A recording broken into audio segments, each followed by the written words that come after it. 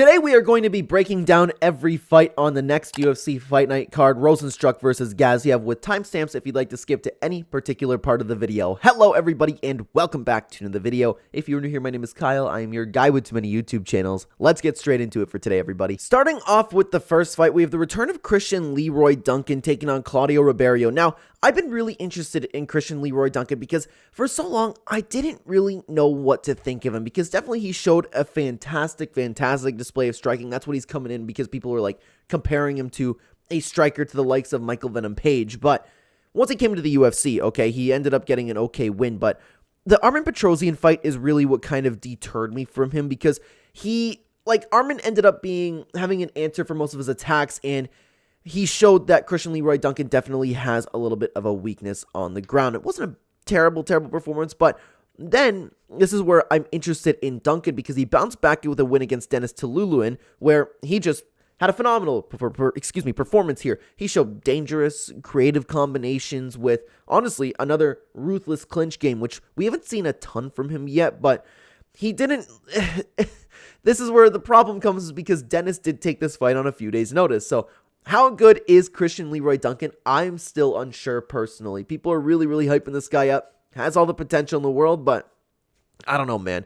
Anyways, he's taking on Claudio Riberio, who has had mixed success as of lately. He is a very big, imposing figure in the octagon. He has powerful striking. Of course, he's coming off of a really bad knockout loss to Roman Kopylov just 6 months ago, and you always have to question, after somebody getting knocked out the way Claudio Riberio did, how's his chin? That I don't know for sure, and that's a reason why I would definitely not even consider betting on Riberio. I gotta say Christian Leroy Duncan would win this fight for my pick, guys.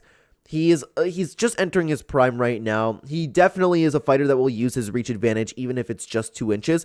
That matters when you're fighting a guy like Christian Leroy Duncan, but he's coming off of such a really good performance, and I don't think Claudio Riberio would really try to take to the ground. He can explore that option, but Christian Leroy Duncan, man, he's coming off of a great win. Has some momentum now. Maybe he figured it out. I'm not super confident in this pick, but I will pick Christian Leroy Duncan to get the job done. Moving on to the next fight, we have Loik Radzhabov taking on Abdul-Kareem Al-Selwady. Now, this fight actually, guys, is one of the most interesting fights on the card to me because I was really interested in watching Loik Radzhabov, especially coming into the UFC, but his last performance really had a little bit of a problem there because he bounced into the UFC getting a okay win. Like, he showed to be a pretty good fighter, but not entirely complete. But then the Mateusz Rebecki fight is really where he showed perhaps there's a big hole in his game because the fight started, he did okay in the first few minutes, but he refused to check leg kicks. Either that or he just thought he could walk through them, didn't know how, but it caught up to him, he wasn't able to move, and he ended up getting finished. A lot of people thought this fight with Mateusz Rebecki would be a lot closer than it was, especially coming into the kind of fighter that Loik Radzhabov was hyped up to be. So that's a question, and is this something to consider moving forward that he just refuses to check leg kicks? Because we haven't seen anybody really go to town pounding his legs. But anyways, he's taking on Abdul-Kareem Al-Selwady, who is a little bit of an interesting talent here because this guy has an okay game all around, but he does have the striking stands out a little bit. He is pretty technical with it. Nothing too special about his striking, but he likes to stay composed. He's pretty good at what he does, and in his last fight, he showed the same kind of thing. Coming out of the LFA and Fury on the Contender Series, he ended up fighting a very respected Muay Thai fighter with over 200 fights, and I believe it was over 200. It was in the hundreds. Whoever the Muay Thai, I don't mean whoever the Muay Thai fighter was. The Muay Thai fighter, George Hardwick, fought in Muay Thai and had a couple hundred, maybe 300 Muay Thai matches. That's what I meant to say. My apologies. But, he was able to outstrike somebody very respected in the Muay Thai game. That's what I'm trying to say. So, he's coming to the UFC, hasn't fought anybody of the talent of Loik Radzhabov, and I don't think that Loik Radzhabov is at the bottom of the barrel when it comes to entering the UFC. I think this is a very tough fight to break into the UFC and have. Abdul is pretty technical. Okay, he is pretty technical, but so is Loik Radzhabov. It just really worries me now that we may have seen a hole in his game, that being a really big hole, that being not defending any leg kicks whatsoever. I have to see if he's going to change up his game at all. I have to, man, because Abdul could come in, just blast those legs. What if the same thing happens? That's my problem. But then again, Loik Radzhabov has been proven to take on better opponents. I'm going to pick Loik Radzhabov for the last time. If the same thing happens again, I am officially off the train, but I'm going to trust in Loik Radzhabov one more time to get the job done. I like the experience he has. I like the options that he can explore, and I like his overall game. I'm going to pick Loik Radzhabov to get the win here. Moving on to the next fight, everybody. Javid Basharat is going to be taking on Aiemann Zahabi. Now, if you don't know, if you don't follow the channel, Javid Basharat and the Basharat brothers, I love watching. I love seeing their technique on the ground. A lot of people, they've been getting more hate as they've been winning, but I'm a big fan of these guys. I love watching them perform. So Javid Basharat, big fan of, a lot of hype, and he's taking on Aiemann Zahabi, who is a great fighter in himself and has really put together in the last few fights, because I wasn't necessarily counting him out, but I was thinking to myself, like, okay, well, this guy's approaching the end of his career, has had a little bit of mixed success coming to the UFC, right? But then he bounced back, got 3 really, really nice wins, especially in his last fight. A very, very quick performance. So I think it's really time to take a look at this guy and say, hey, maybe he's putting something together. The only problem being still that he is 36 years old.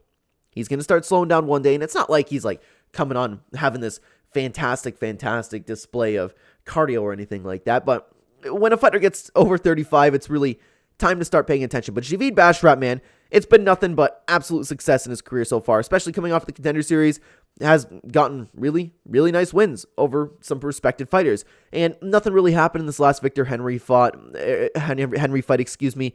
There was an accidental groin kick, and the fight ended up being stopped, but nothing happened before that. But I thought Javid Basharat was going to win that fight, to be honest with you, but not fair to say, right? So, obviously, the game plan here is going to be simple for both of these guys. Javid's going to want to take it to the ground. Aimann's going to want to stand up. I would be shocked if Aiemann Zahabi wanted to go to the ground, because Aiemann does have a well-rounded skill set. But the Basharat brothers, man, Javid is so good at what he does. Gets on top of you, so methodical with his movements. Scrambles are nice, looks for submissions. Little bit of ground and pound, but I love watching him fight. And I think he's going to get the win here. I'm not convinced that Javid Basharat is going to go in and become a champion one day, but I do believe he is at the talent level that's right outside the top 15, and I can't say the same about Aiemann Zahabi. Yeah, he's put it together. Yeah, you know what? He could surprise everybody again, but I'm going to bet on Javid Basharat. Not actually put my money down, but I mean, I'm going to pick him to win. I don't like that Aiemann Zahabi's 36 years old. I don't like, you know what? I know he's put 3 fights together, but you always got to worry when these fighters are coming from Canada, man. I'm Canadian. We just don't have the best fighters. Aiemann has had some great performances, but I've liked what I've seen from the rounds that Javid Basharat has been putting in recently. I think that he'll be able to get his takedowns. I think that he'll be able to grind him out to a decision, as he usually does. I don't know if he'll be able to find a submission, but I'm comfortable in picking Javid Basharat to win here. Moving on to the next fight, we have Vinicius Oliveira taking on Yanis Ghemmouri. Now, Vinicius Oliveira is making his official UFC debut, and it is important to note that he has a 19-3 record. A lot of times, especially as of recently, guys have been coming into the UFC, and the records have been padded. That's not the case for Vinicius Oliveira. He hasn't beaten anybody special, but I mean, he's taken on some good competition outside of the UFC, fighters with pretty good records, but now he took on Victor Madrigal in his Contender Series debut, and this was a very, very dominant performance. He looked accurate. He looked powerful. Each shot that he landed visibly hurt his opponent, and he ended up getting a KO in the first. He came in, looked absolutely fantastic. He came in really, really showing that he wanted that contract. Now, this guy is a fun striker. He gets way too confident in his striking. He's going to get chinned, and he has been chinned in his career, don't get me wrong. So he swings wild with his hands down, man. But at the end of the day, he's big, he's powerful, wants to hurt you. He does a good job at doing that. A little bit of a risky style, but he gets a job done. He's taking on Yanis Ghemmouri, who actually kind of has similar sloppy striking, but he definitely doesn't have the power that Vinicius Oliveira has. He can explore a ground game, but we don't know how good that ground game is against any sort of top-level competition. So, yeah, I would imagine that, I don't think that Yanis Ghemmouri even might not take this to the ground, because I was thinking, like, hey, you know what, the game plan might be to take Vinicius Oliveira down, but Yanis is definitely the type of fighter to also get into a little bit of a firefight. He came into the UFC, ended up losing to William Gomez by a body kick TKO, and that is absolutely something that Vinicius Oliveira can do back to him. If you see a hole there, perhaps it was a one-off, but, I mean, like, both of these guys honestly need to work on their defense, so I can see them finishing each other. Vinicius Oliveira has been finished. Yanis Ghemmouri has been finished. This one's a very tough fight to pick, and I'm definitely not going to be betting on this one, but Vinicius Oliveira will be my official pick for this one. Just because, again, he looks so much more hurtful when he's punching his opponent. Yanis Ghemmouri, I can't say the same about. People visibly they look like they get really affected by Vinicius Oliveira when he fights, okay? So I'm going to end up picking him to win the fight, but I'm not confident in this at all. Other than that, the stats are pretty similar. Oh, and Yanis Ghemmouri is moving down a division. You got to wonder about the weight cut there. Maybe he'll get chinned. Should have mentioned that earlier, but I'm still going to take Vinicius Oliveira in this fight. Moving on to the next fight, we have Umar Nurmagomedov, the big return of Umar, and he's taking on UFC newcomer Bekzat Almakhan. Now, this fighter, Bekzat, I actually had to go back and watch because I was completely 100% unfamiliar with him. Had no clue who he was because the UFC signed him, of course, to fight Umar Nurmagomedov, of all people. Talk about a tough challenge coming into the UFC, but honestly, I loved what I've seen from this guy. I've loved what I've seen. He's coming in with a 17-1 record. His opponents have had good records, but of course, they're coming from no-name, well, I mean, not completely no-name organizations, but the point being, like, the competition there is very, very difficult to judge. But what this guy has shown, he's a complete package. He has cardio, he has good kickboxing, he has great wrestling, he has submissions. This guy can do it all. But the question is, how well can he do it against a guy like Umar Nurmagomedov? And even after this fight, it's going to be tough to really judge how good he is. He's coming into fighting a guy in the UFC who nobody wants to fight against one of the fighters who people are talking about being a champion one day. Umar Nurmagomedov is absolutely the perfect package. Has great striking, great submissions, great kickboxing. He has great wrestling. Both these guys fight like Nurmagomedov, to be honest with you, but they are more than just wrestlers. Both of them have similar styles. I would give the kickboxing edge to Umar Nurmagomedov, but Bekzat also has good striking. It's tough to say, man, because Umar has looked so good in the UFC so far, but he hasn't taken anybody at the top of the division yet. I'm not one of those fighters or people convinced that this fighter is going to be champion. He definitely has all the potential in the world, don't get me wrong, but I'm just unsure about Umar. I know that he's a great fighter. I just question him when he starts taking on guys like Merab or O'Malley or those guys, right? But this one's so tough to break down. Like I said, both of them have a similar game plan. Both of them have similar skill sets, but Bekzat's just unproven. Umar Nurmagomedov is proven in the UFC, so I have to pick him in this fight. I'm going to pick Umar Nurmagomedov to win this fight. I'm excited for it, though. Now, my apologies, everybody. You're going to have to deal with this little Tapology screenshot that I have here going on because this hasn't been updated on Tapology yet. But Raul Rosas Jr. versus Ricky Turquoise has been moved to this card, and I'm going to break this fight down really quick because honestly, there's not much else to say. Raul Rosas Jr. fell sick, I want to say like minutes before the fight started. They canceled it like right when it was actually supposed to happen. But anyways, Raul Rosas Jr. is taking on Ricky Turquoise. So Ricky Turquoise is a fighter that has been put here for the UFC to hype up Raul Rosas Jr., and he was put there for Mexico. Assuming that Raul Rosas Jr. is okay, he should come in there and steamroll this guy because you have a guy who just likes to stand and bang, a guy with mixed success as of recently, a guy who has a well-known ground game issue, and that's Raul Rosas Jr.'s strength. But I don't know about Raul Rosas Jr., man. I'm not convinced of him yet because you have a guy who came into the UFC against Jay Perrin, which meant nothing, got a win there. Then Christian Rodriguez put an halt to his performance, and then he ended up getting a nice win after that where he came in, started swinging, and got a knockout. I don't know what to think about Raul Rosas Jr. yet. But I do believe that the UFC wanted Ricky Turquoise to be put in there to get beat by Raul Rosas Jr. so they can hype him up in Mexico City, and that's what I'm going to have faith in. You have a guy, like I said, with a ground game issue, and Raul Rosas Jr., who it definitely has a good amount of skills on the ground, and I'm going to be picking Raul Rosas Jr. win again, assuming that he's healthy, assuming that it was just something regular that he was sick with. I don't know if it was a weight cut, but that's another thing you got to worry about. These guys are going to be cutting weight again. That's something to take into consideration, but Raul Rosas Jr. should win this fight. Now, guys, sorry for putting a little bit of a halt on the video at the moment, but if you are interested in seeing where I'm actually going to be putting my money where my mouth is when I talk about betting and everything about UFC in that sense, then check out the channel membership, which is very cheap compared to other channels. You can see every single Thursday or Friday what I will officially be betting on. I'll be posting in the community tab. Thank you so much for your support, everybody. I don't want to keep you for long. Moving on to the next fight. This should be a fun one, guys, because we have Matt Schnell, who's always fun, and he's taking on Steve Urseg. I'll start with Matt Schnell because Matt Schnell he has good skills, okay? Both on the ground and on the feet. He's a good fighter, but he just sometimes gets caught up in the fight, sometimes gets finished. I don't know, man. Like, it's tough. He can never just actually put it together, but I don't want to say he's better than a 16-7 record, but he has been taking on some very, very good opponents. He's found a lot of issues as of recently. A lot of issues, okay? And he's coming off of a knockout losses over a year ago. He's 34 years old right now, something to take into consideration, but he's taking on Steve Erceg, who, guys, honestly, this guy is surprising me with the success that he's been having. He's a very, very complete all-round fighter. He can do everything. He's technical everywhere. He has a good chin, good cardio. I've become very, very high on this guy. The only problem is if you brawl with this guy, you can give him some issues. He's not the best fighter in the world. Don't get me wrong. He's still 11-1, and he still is decently unproven, right? But this dude has skill sets everywhere, just like Matt Schnell does. But Matt Schnell has not been able to put it together. Steve Erceg has. So he came into the UFC. David Dvorak. I was extremely impressed. Extremely impressed. He took this on short notice too, but then he fought Alessandro Costa. And I believe I picked Costa in this fight. I don't remember who I picked, but I believe I picked Costa.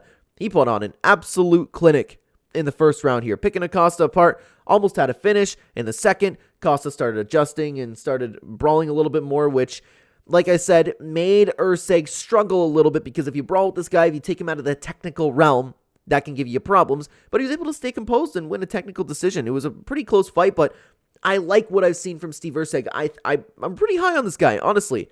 And I think you can tell what I'm thinking right now. I think he's going to beat Matt Schnell.